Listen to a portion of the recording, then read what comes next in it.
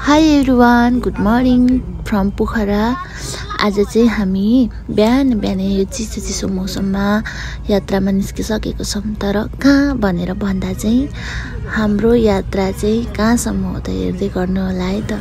यस्तो सुन्दर हिमाल हेर्दै टल्किरहेको छ होइन। मनले आनन्द बनाउँदै चिसो मौसममा बिहानै हामी चाहिँ निस्किसकेका छौँ। हेर्दै गर्नु होला है त। अरु सुधा ब्लग पनि छ नि त, सानो ब्लग बनाउँछ नि।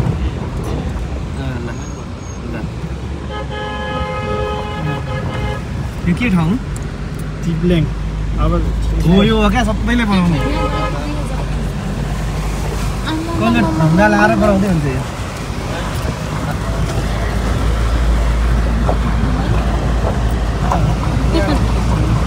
तल गण्डकी पनि देखाउनुहोस् है बुढी। कहाँ फोन त कसरी पकाउनु हुँदो रहेछ। आमामा गण्डकी त कसरी देखाउने होला। गण्डकी देखाउँदाखेरि बुढीको मोबाइलै गण्डकीतिर झर्ला नि। ल भयो भलक त्यो एउटा। त्यसो चाहिँ होइन, अघि पुलबाट चाहिँ झाडीको दिनु हो त झन् भन्नु न। मैले चाहिँ एटेन्सन गराएको होइन, झन् मैले चाहिँ झाडिदिएको। मुस्ताङ जिल्ला सुरु नभएको चाहिँ केही पनि सिद्धिँदैन।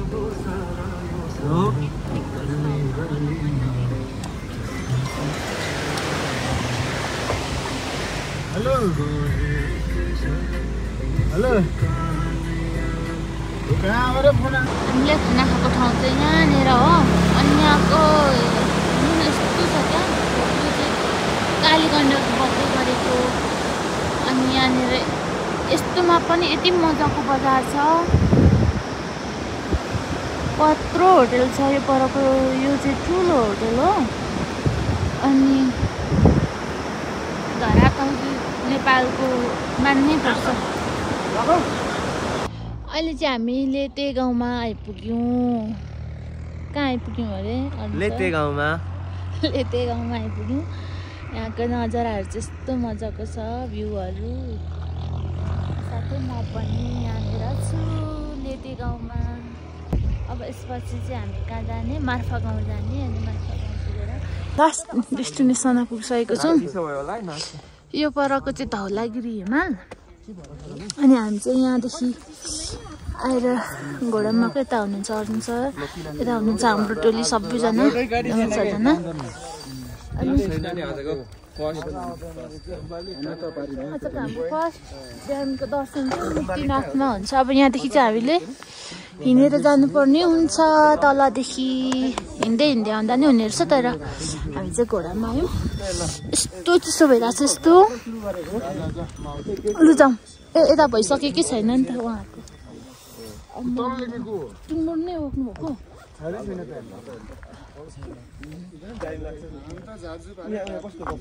होइन उहाँहरूको। यस्तो चिसोमा जाउँ। भइसक्यो। धेरै जस्तो मान्छेहरूले चाहिँ पूजा गर्नु आउँदा नुहाउने भनेर भाकल गरेको हुँदो रहेछ। अनि नुहाउनु पनि हुँदो रहेछ। तर म चाहिँ सकिनँ। मैले चाहिँ पानी हातमा पानी गरेर चाहिँ मात्र गरेँ। म चाहिँ नुहाउनु सकिनँ किनभने अति चिसो।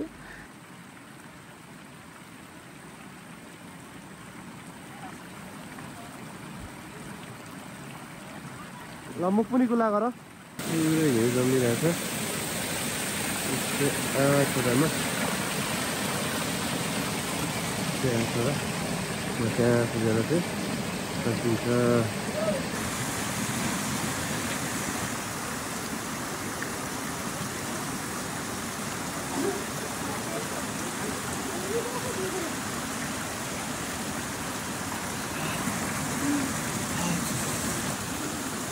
यो चाहिँ तातो पानी नुहाउने ठाउँ हो भने यतातिर चाहिँ मेन मन्दिर भयो। हामीले चाहिँ पूजा सकिसकेपछि फर्कने क्रममा यो भिडियो लिँदैछ। ल यो माथि चाहिँ यसको पेजमा छ। यो चाहिँ आजको हाम्रो अन्तिम डेस्टिनेसन पनि हो।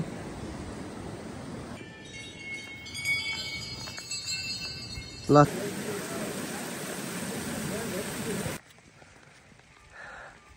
यो चाहिँ धौलागिरीपट्टि फर्किएको गौतम बुद्धको मन्दिर हो भने हामी चाहिँ यहाँ मुक्तिनाथ मन्दिरमा पूजा गरिसकेर यतातर्फ हामी प्रस्थान गरेका छौँ।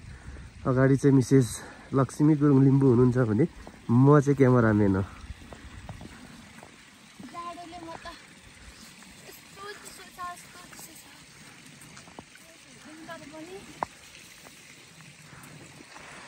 म त देखाउनु सक्दिनँ। यहाँ जल होला यो सायद।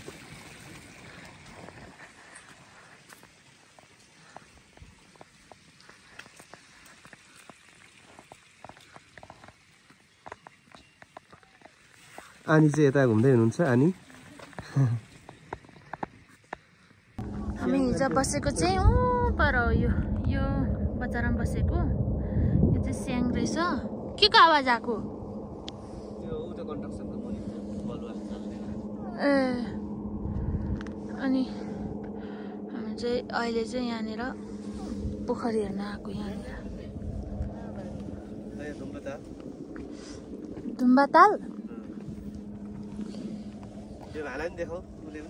यता हुनुहुन्छ हाम्रो गुरुजी गुरुङ गुरुजी टिबेटियन गुरुङ हो होइन लोकलै गुरुङ हो।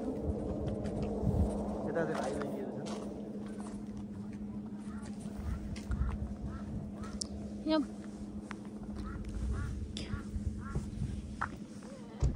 त्यही रहेछ धुम्बाताल चाहिँ। कस्तो राम्रो बाटो। यो बाटो गयो भने कहाँ जान्छ होला?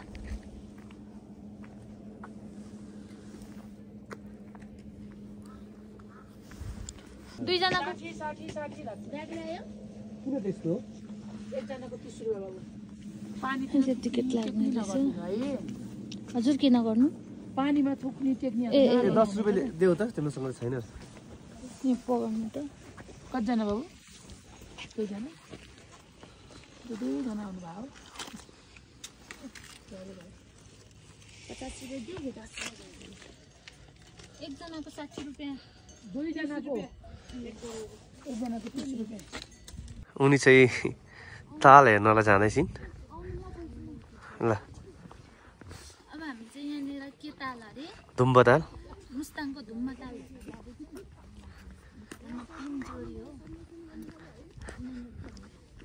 पिङ पनि खेला अलिकति।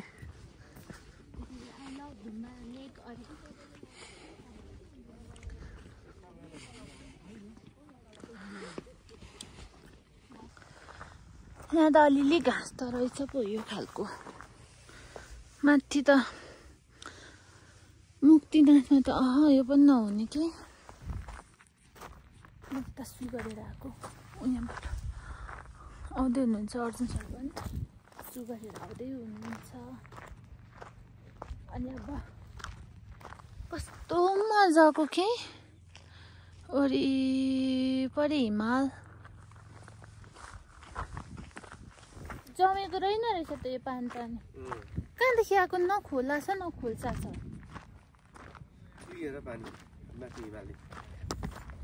अब हामी यहाँ फोटो खिच्छौँ। यहाँनिर यहाँ चाहिँ न खोला छ न त खोल्सा छ। कहाँदेखि आएको लागि पानी? हाम्रो नेपालको भूगोलहरू चाहिँ जोस मान्नै पर्छ। प्राकृतिकहरू क्या प्रकृतिहरू। यहाँनिर चाहिँ थुक्न पनि पाइँदैन रहेछ। केही गर्न पाइँदैन। यहाँनिर अहिले सुकेको रहेछ। अलि माथिसम्म आउँथ्यो रहेछ आउँदा चाहिँ। अनि हाम्रो अर्को जोडीहरू हुनुहुन्छ। फोटो सेसन हुँदैछ। हाम्रै ग्रुपहरू उहाँहरू पनि। अनि पानी चाहिँ यस्तो कति मजाले सरर बगिरहेको छ कि यहीँनिर। वरिपरि डाँडाको बिचमा चाहिँ कुवासँगै पोखरी कुवा होइन तालसँगै लक्ष्मी। ल मेरो यहाँ एउटा फोटो खिचिदिनु त। आउनु त।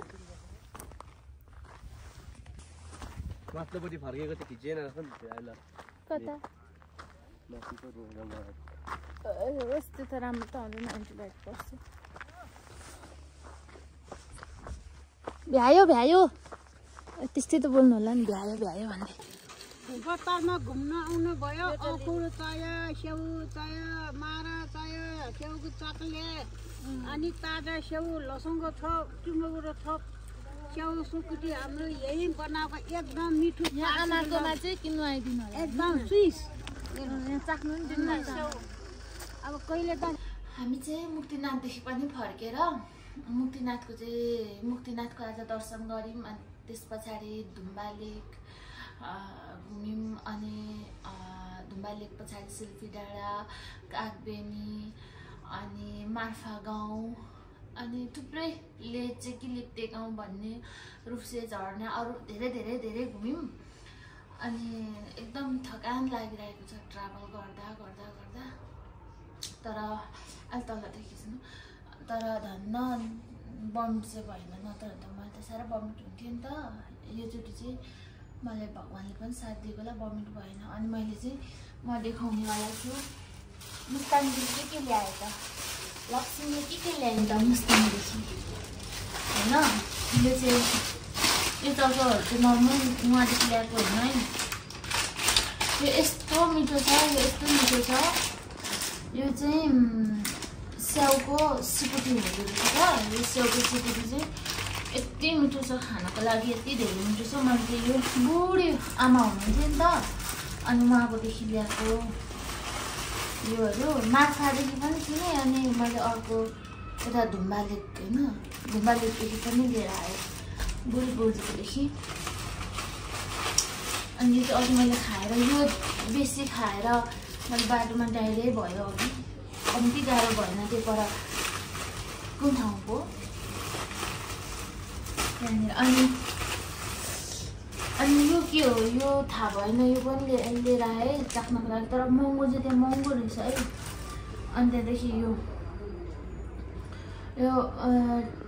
मुस्ताङमा बनेको लसुनको छोप यो चाख्नको लागि भनेर ल्याएँ तर महँगो यो पनि महँगो रहेछ कति धेरै महँगो के त सामान यो अर्ग्यानिक हुन्छ नि त यो अब यो ओखर अर्ग्यानिक त्यो त्यही फलेको अब नर्मल ओखर अलिक ठुलोवाला दन्ते ओखरहरू यहाँ आउँदै नि पाउन त तर यो चाहिँ त्यहीँको अर्ग्यानिक भनेर मैले त्यहीँदेखि ल्याएको यही ओखर बेसी खाएर मैले आज गाह्रो नि भयो अनि यो यसो यो टुङ्गुरको छोप चाहिँ मलाई टुङ्गुर मनपर्छ आफै बनाउँदा नि हुन्थ्यो होला तर पनि बनाएर नि खान्छौँ हामी खाना त घरमा तर यो चाहिँ मैले मार्फाको टिमुरको छोप खाऊँ न त भनेर चाख्नु भनेर पनि ल्याएको तर मिठो छ यो पनि मैले चाख्योरी ल्याएको अनि स्पेसली अर्को छ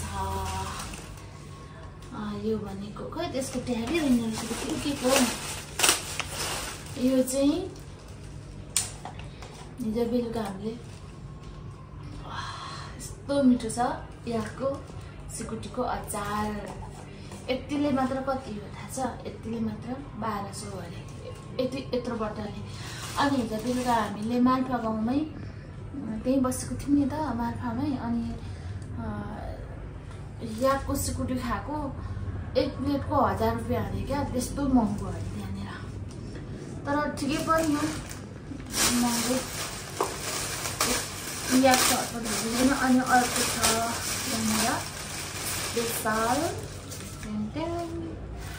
यो चाहिँ हो हाम्रो यो चाहिँ प्याक गरिसकेको छ मजाले भित्र फुट्छ भनेर नि त अनि भित्र कार्टुन हालेर मजाले बाहिरबाट पेपरले प्याक गरेको छ यो चाहिँ अर्ग्यानिक मार्फाको मुस्ताङको के को आइरहेको भने यो एप्पलको रक्सी यो चाहिँ स्याउको रक्सी यो चाहिँ अनि तर यो हामीले लान दिन्छ कि दिँदैन डाउट लागि किनेको एयरपोर्टमा गएर फालिदिन्छ कि भनेर यहाँ पोखरामा तर फाल्दैन होला नफालोस् अनि हामीले चाहिँ अरू 2-3 ल्याउन आँटेको थियौँ तर भरे फाल्दियो भने फेरि के गर्नु त्यहाँ खानेकुरा पनि हुँदैन मात लाग्छ होइन अनि यो चाख्नु भनेर ल्याएको म पनि चाख्छु यो चाहिँ अनि यो पनि एक्सपेन्सिभै हो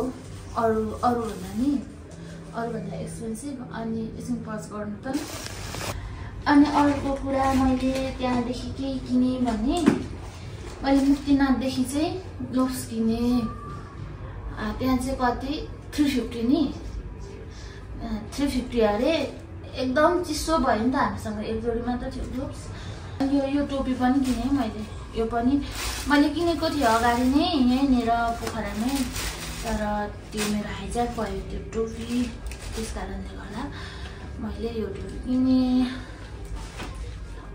एकछिन त्यो यता अरू दुईवटा छ नि यस्तो हो त्यहाँनिर थिच्न अनि यो चाहिँ हामीले मुक्तिनाथमा मन्दिरमा फुटाएको नरिवल कोकोनट हामीले फुटाएको कोकोनट मैले कता हेरेर बनाउँदै हुन्छ यता मैले फोकस गर्नु देखेको छ कि छैन अनि मैले मुक्तिनाथको चिनो भनेर चाहिँ मैले एउटा यो ल्याएको यो चाहिँ टक्क पछि ग्रुम ड्रेसतिर लगाउन पनि मिल्छ नि त के लगाइ हेरौँ